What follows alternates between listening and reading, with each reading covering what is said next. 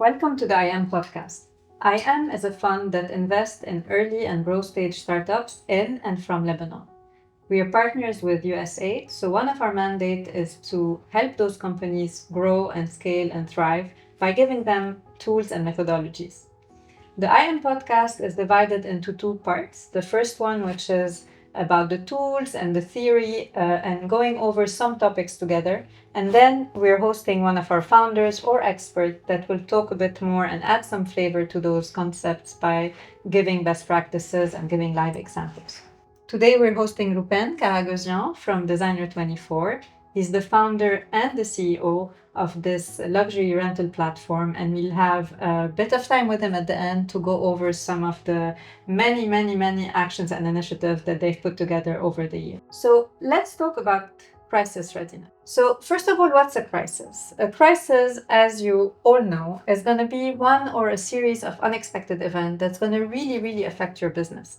It might change the way you operate, it might disrupt your inflow of cash, it might disrupt your business. In a nutshell, it can really jeopardize the sustainability of your business, namely if poorly managed. So the goal of it today is to try and see how we can think ahead of time during the crisis, but also after the crisis to ensure we handle it in the best possible ways. A crisis can come from different sources. It can come from natural sources, financial. It can be a reputational issue, a legal issue.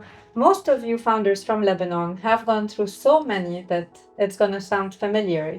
You've gone through COVID, the financial crisis, the explosion, and now a full-fledged war. So what are the key elements to make sure we survive and we actually outperform during the crisis? The first and most important thing is to monitor and know what's coming your way.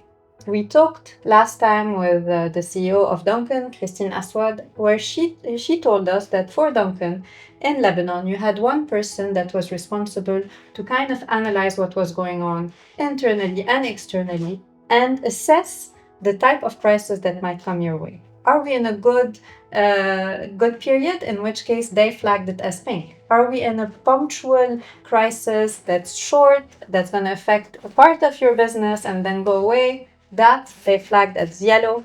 Or are we in a really tough situation that's here to stay, that might really jeopardize your whole business and its sustainability? So this would be red. So really you have to understand the nature, the length, and the intensity of the crisis to know how to address it in the best possible way. So you really want to have one person in your company that's looking at the internal and outside signal that might lead you to think that there's a crisis upcoming. So for instance, somebody looking at what's happening politically or legally or any potential threat that's on the way. And one workshop that we can gladly facilitate for you at IM is the black swan scenarios that Nassim Naib Taleb spoke about. So basically, it's the most unpredictable scenario, but with the highest impact on your company. So something you would never think could happen, but if it did, it would really put your company to a test. And in Lebanon, a lot of those black swan actually did happen. So what this methodology allows you to do is to really think of the most difficult scenario, of the worst case scenario and the toughest challenges that you might face and preemptively hedged against them.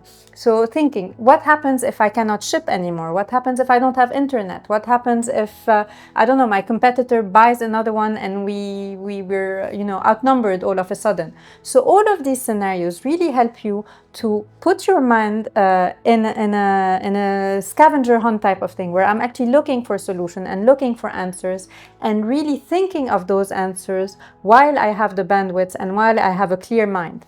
So this black swan scenario or black swan workshop is something that can really help you pinpoint the different hedging mechanisms that can make you thrive. The second thing that's really important is to put together response protocols. And usually you do that when everything's going well. It's very difficult to put together the right set of procedure and the optimal set of procedure while you're under duress. Your mind is not 100% clear, you're busy, you're stressed. So really, especially when you're working in a country like Lebanon that is prone to crisis, it's really important to try and think of all the potential scenario that might happen. We're going to talk about it in a bit. And really put together some hedging mechanism that allow you to face them and to address them once they're here. Last but not least, we're going to talk about communication. The companies that are performing the best are the companies that are very clear with their staff, but also with their clients and the different people in their ecosystem to make sure that once out of the crisis, you build a culture of trust and a culture of resilience. First and foremost, what's important is security. And this is the first thing you should get out of the way. How am I ensuring the physical security of my staff? Potentially by telling them to work from a different area, work from home. How am I ensuring the emotional security of my team? And we're going to touch on that a bit with Roupen. And last but not least, how do I ensure in the best way possible the security of my assets, be it the IT asset or the actual physical asset that I have? Leadership during crisis is key. First and foremost, managing a crisis is managing people. And therefore, people are going to be looking at you as a founder, as a leader, as a CEO. If you're calm, your team is going to be calm. If you're lost and if you're unfazed, people will also be this way. And I know it's obviously very difficult. You're going under a lot of things. But here you have to think, how can I remain calm? How can I be decisive so that I actually instill that into my team? And we really encourage you during those times to look for help in your ecosystem, be it IM, be it some of your stakeholders, shareholders, people and peers in your ecosystem that are going through the same thing. You can have focus groups, you can go on calls. Believe me, during those times, if you reach out even to your competitor, they're going to be willing to sit around the table and find solution because you're in this together.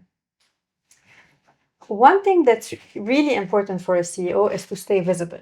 We were talking with Rupen that staying visible doesn't necessarily mean staying in the company, staying in the country, staying in physically close to your team, but it means talking to them, being very obvious and clear about what you want to do with the company, and show that you're not leaving the ship. It's very important to have someone in the company that is looking for the after, looking forward, or really planning what's happening after. And usually that's the CEO. You have to put together, first of all, a plan to ensure that we go through the crisis. But don't forget that the rest of the world is going to continue carrying on. Your competition is going to continue making advancement and progress. And you're going to be stuck in the now if you don't have someone in your company that is looking for the after, and usually that's the CEO. So you want the CEO to remain visible for the team, but you also want them to be forward looking and to be at the same time a CEO probably that is looking after the day to day, and a CEO that is really trying to keep the growth trajectory where it should be, that is really trying to do some trade-off to ensure that once this is over, we're actually still in the race, we're actually still relevant to our market. As I said, crisis management is first and foremost about people. So really support your team during this phase. Push for an open communication. And when we talk about open communication, we usually say double down on your channels. We're going to talk about it in a second. So make sure that you're clear. Don't sugarcoat it. Really explain what's happening. Really explain if we need to do some, cost cutting, if we need to postpone some payments. Try to be as clear as possible in terms of why and in terms of how long, just so that the team is behind you and understand that there's a rationale and that people are being treated the same way, transparently, and in the best possible way. Provide psychological support. We have a training on how to manage burnout and how to manage a crisis. We put the link in the description, so feel free to look there as well. But really, emotional duress is something that's going to affect your team. So you want to make sure that people help each other. You want to understand what's happening, but at the same time, as I said before, as a CEO, you don't want to be pulled down too much by the difficulty and the trouble that your team is having. So it's important to be empathetic. It's important to be supportive, but at the same time, your responsibility is towards the team and the company to make sure that the company will survive and therefore that the well-being of all the team members is secured. Finally, we really encourage peer-to-peer programs, namely whenever you have new entrant, it's really important to put together a buddy system where someone more mature or someone who's been here for a longer time can support another one. Here, during the crisis today, maybe someone who's not as affected by the war can support someone who's really in a difficult spot. We've put some pictures of two of the companies that do it quite well. Ta'a, one of our portfolio company that does a lot of also wellness programs, yoga sessions, and that really takes care of their team, as well as Bokja, one of our portfolio company who was really affected as they actually had their atelier affected by one of the bombs that was dropped in Beirut, and the way they manage their team is really a testament to a best-in-class type of culture. One of the most commonly used mechanism to support your team is going to be flexible work arrangement. Obviously, there's nothing we can do around there, but make sure to have check-ins. It's very difficult for someone who's stressed, who's always on their phone, who's looking at Instagram every 5 minutes, to keep a bit of mind space or bandwidth for the regular work. So you want to make sure that you organize weekly calls every 2 days, maybe during that period, to make sure that people are still in the momentum, still feel that they're part of the team, still have a purpose and find purpose in their job. So make sure that you organize the work for them while obviously being as flexible as possible given the situation. Now let's talk a bit about communication. And here I'm going to talk about what we do at the Red Cross. So the Lebanese Red Cross, for instance, has a system of communication that's quite developed, because you obviously have your phone, you can call people, but during a crisis you have to think that maybe phone lines aren't going to be working or regular systems aren't going to be working. So the first thing we do is we double up on channels. So instead of using a single channel, make sure to use many. You can call, you can text, you can email, and you have to have a chain of people contacting each other. And then the last person in the chain has to contact the first person again, just to make sure that the full cycle was done. So it's really important to have this feedback loop of people calling each other, contacting each other, and then it getting back to you so that you know that everybody was informed. Have regular updates. People are stressed, your staff member are afraid for their job, sometimes even for their lives. So you want to have these regular updates to keep them in the know, for them to know what's happening with the company, and for them to actually have a bit of visibility in when they're coming back to work, what's happening in terms of sales and financials, etc. And obviously, we encourage a feedback loop during crisis even more than ever, but I'm sure you know that it's true in any business circumstances. People also want to be heard, so really put together a feedback loop so that you inform, but you're also informed by what's happening. Last but not least, how do I manage finance? So finance in a crisis is quite different than finance outside a crisis period. So during a crisis period, you really want to think about your cash flow. How can I make the best out of the money that I have? So usually in a country that has a market risk that's as high as Lebanon, we encourage you to have an emergency fund from the get-go. So an emergency fund is an amount that you put on the side, you forget about, and that's really here for any dark days. Obviously, that's probably not happening for any of you, because usually when we have money, we have a tendency to use it, especially where we're in a growth period. So if you can have that, great. If not, you want to see whatever you have in terms of available cash, available liquidity, available reserves in general, and make the best out of it. So the first thing we do is we look at what's essential versus what's non-essential. We really try to cut on anything that we don't need to do now. That's the first thing. The second, we try to variabilize whatever is the fixed cost. So if we have a lot of fixed costs like salaries or rents or whatever, we try to see if there's a way to turn them into variable costs based on usage, based on actual utilization, based on days worked, etc. We cut wherever is possible, we negotiate, we see with the staff member whatever can be reduced, we try to reduce it. We are very clear on the fact on whether it's punctual or if it's going to be paid later on. So we need to try to be as clear as possible. We negotiate rents We go to the landlords, we try to discuss what's happening, and we also negotiate payment plan with suppliers. How do I go about it? I start with the most vulnerable to the least vulnerable. So I really start from my employees, I start with the most vulnerable to the least vulnerable. So usually the most vulnerable is going to be a junior, and maybe I don't reduce the salary as much as a CEO or a CFO that has a bit more of a buffer. For a supplier, it's the same thing. I'm going to have harsher payment terms for a big company that has enough buoyancy and enough sustainability on its own, rather than the small mom and pop shop. So I always try to have a fair approach, a transparent approach, but I always favor a vulnerable versus non-vulnerable.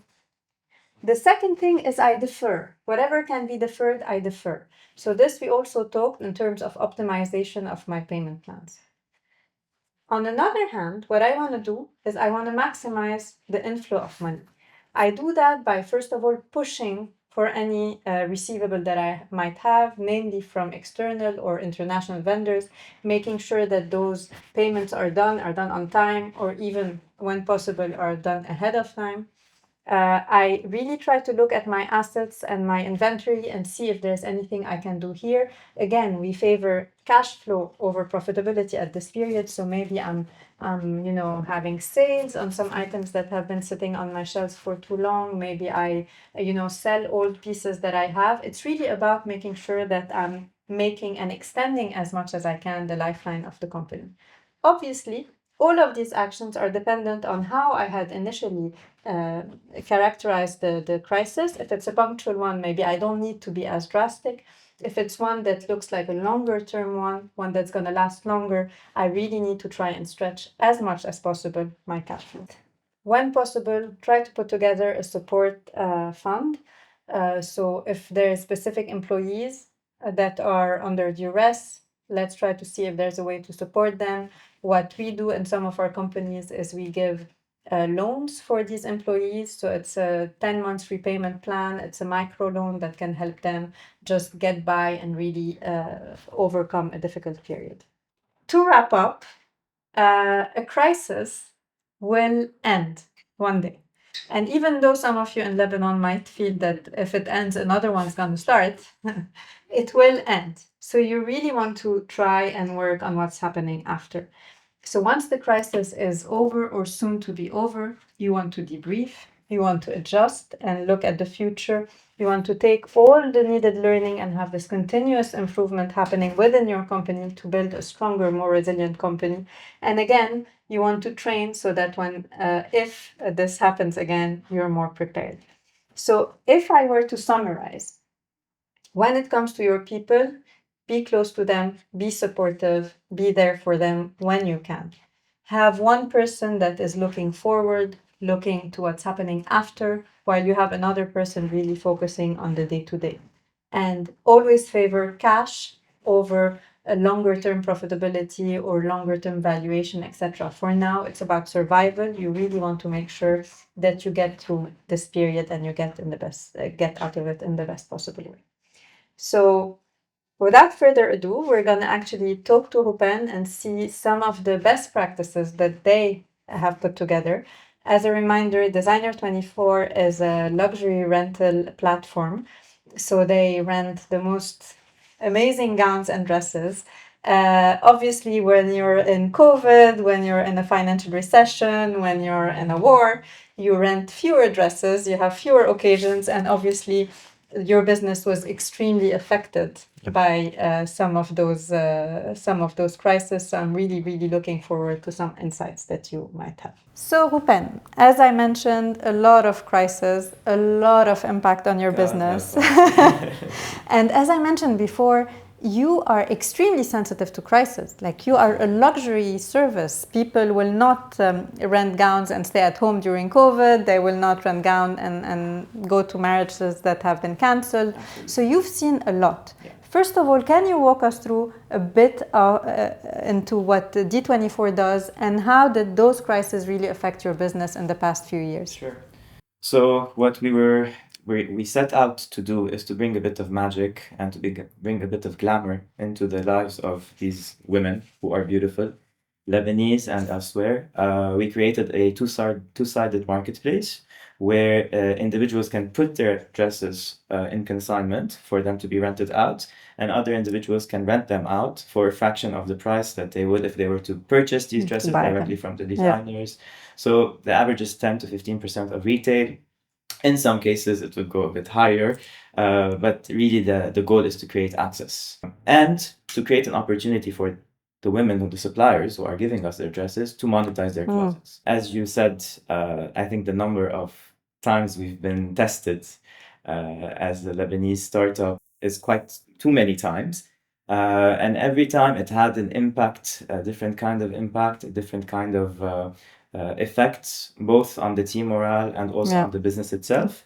I think this time it's the heaviest in terms of psychological, in terms of morale, in terms of dealing with the unknown and not knowing exactly how long this is going to last.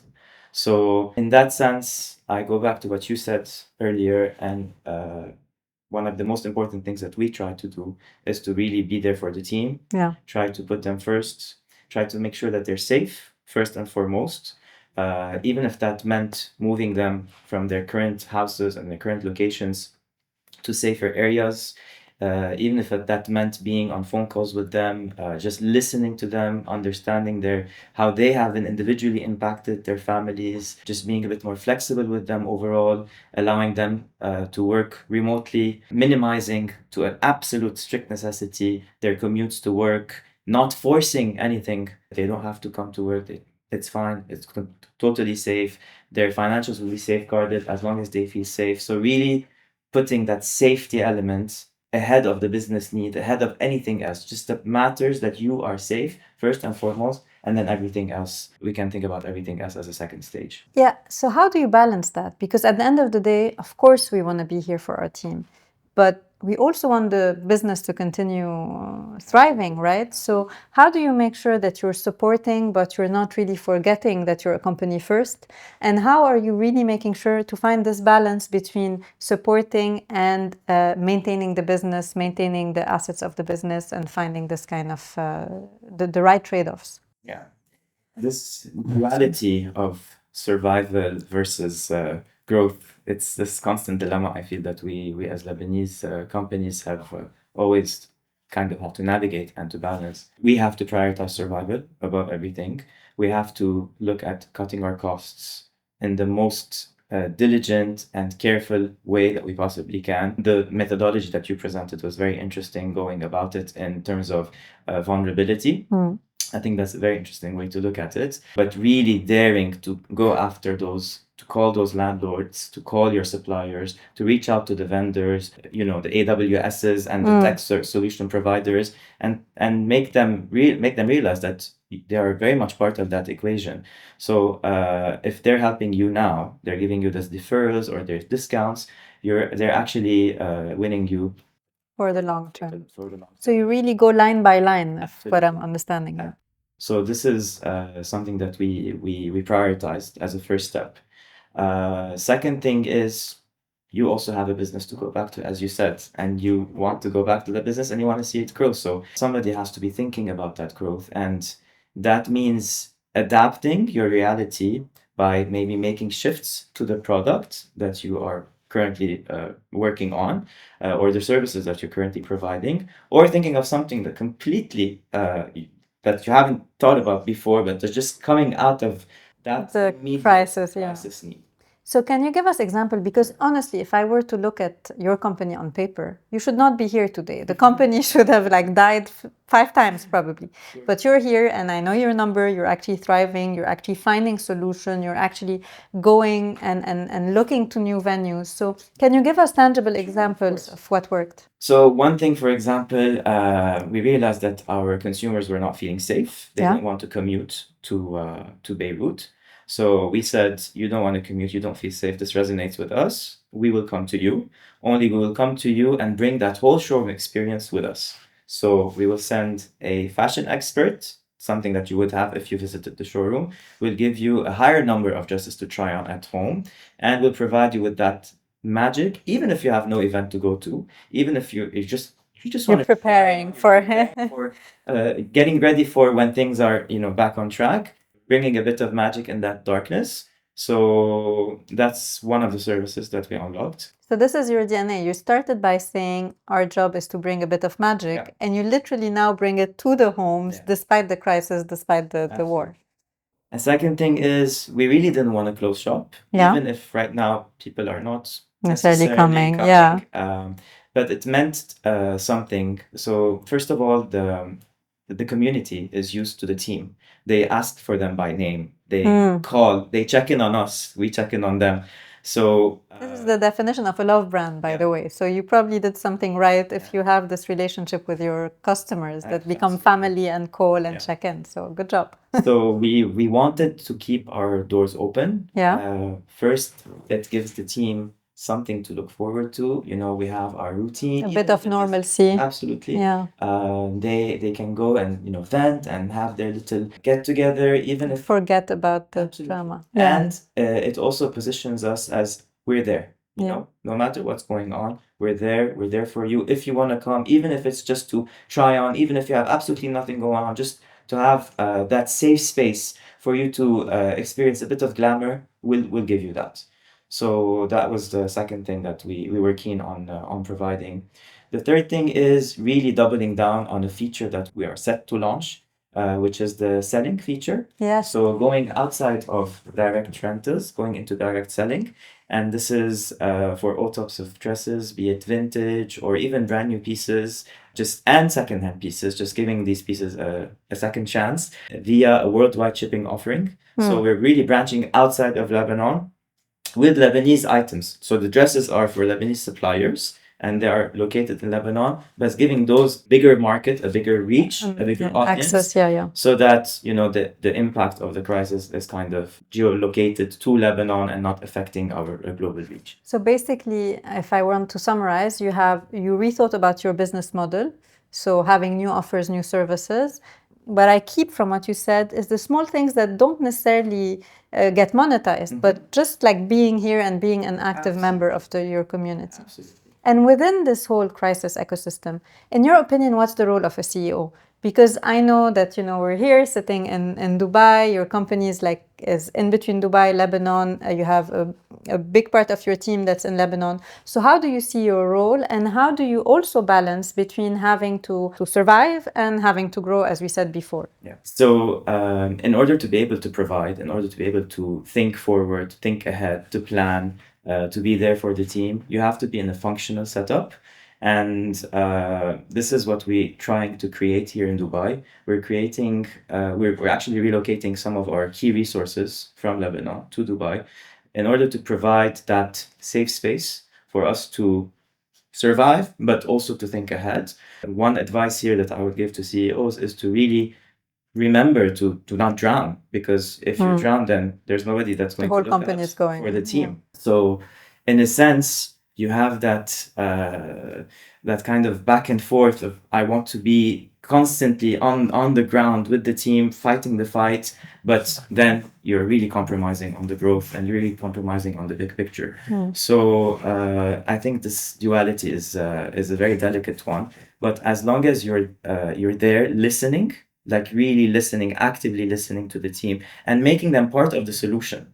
And this is where a lot of our features actually come to life. They come from their ideas that are generated from the team. And they're not necessarily people that are within a certain department giving an opinion about sales. Somebody in accounting might give you an opinion about sales. And it's an idea that actually turns into a feature.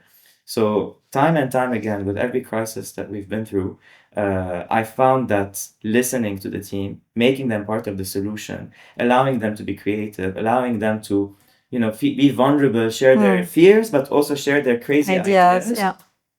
Just creates that, like we're in this together, and we're coming up with the solutions together. So they feel very involved and they feel very engaged.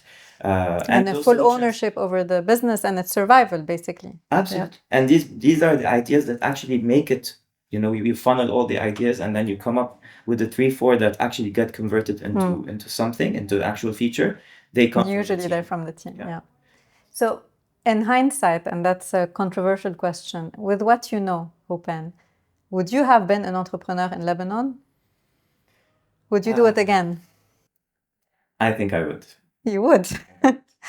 For the simple reason that every one of those challenges was really, I know it might sound cliche, but it really was an opportunity. Every time I said we've looked at optimization, you look again and there's room for more optimization. Every time we said that, we're in flight and flight mode, and this is it, and we just have to survive. In reality, it turns out to be an opportunity for a completely new revenue stream that we would not have thought about had we not been through in this particular conundrum. That's a really nice message to our founders that might be a bit down at the moment, which is to say there are opportunities in crisis. There are ways to, make the best out of what we're living in, and you are a tangible example of that, basically. And another thing that's like a very positive thing that we take away, even in a very gloomy situation, is how close the team becomes. I don't think I've ever seen like people come This together. is a make it or break it situation, I think. We've seen it both ways. We've seen companies like yours where there was good communication, transparency, etc., where culture out of a crisis was 10 times better. But we also saw a company that just like broke down because, there was favoritism, that there was lack of transparency, people felt that they were abused or they were not informed. So it's a real opportunity to create this very, very captive or very loyal Very true. nucleus. I think it's about not falling into the toxic positivity kind of trap where people can really feel it as a kilometer, like miles and miles away. And just being super realistic, Honest. like this is what's going on, but this is what we're going to do about it. And showing them that end goal, and again, making them part of that end goal, then you're united towards that and towards a common direction. And very importantly, to keep reminding people that this is a temporary situation. Yes. Whether you like it or not, this is a temporary situation. By definition, it will end. So that hope, and I think you also talked about this in the beginning, where you were saying that inspire that confidence, but actually be confident and believe that there is an end to this, and that end is soon. And it's about surviving that period, that temporary period. That notion of temporary is very important.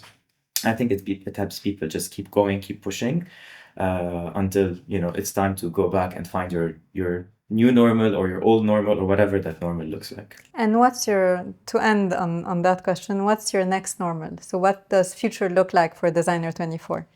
I think part of it is inspired from crisis mode, and another part is very much has been well established in the DNA of the company, is to build something where we call D24 Connect, which is a global take on rentals and selling in a worldwide value proposition. So it includes peer-to-peer, it includes aggregating. It's a whole beast that I'm very, very excited to unlock. I think it will be a big game changer in the region and the fashion ecosystem. So this is taking us a bit away from that. The initial, As we manage this crisis, again, it's temporary. We'll go right back to attacking it the way it needs to be developed and approached. But yeah, that's what we're looking forward to build. We're looking forward to seeing it happen. For those of you who don't follow Designer 24, it's designer_24 and whichever market you're in. So designer_24 Leb, KSA, UAE. So make sure to give it a follow to see this big game changer unfold. And my last parting word for whoever is an entrepreneur in Lebanon listening in to us, being an entrepreneur is already hard enough. Being an entrepreneur in or from Lebanon is probably 10 times harder. So we see you, we thank you, you have so much merit, and we are here for you. Feel free to follow and to reach out if you have any additional questions. Thank you, Roupen, and thank you.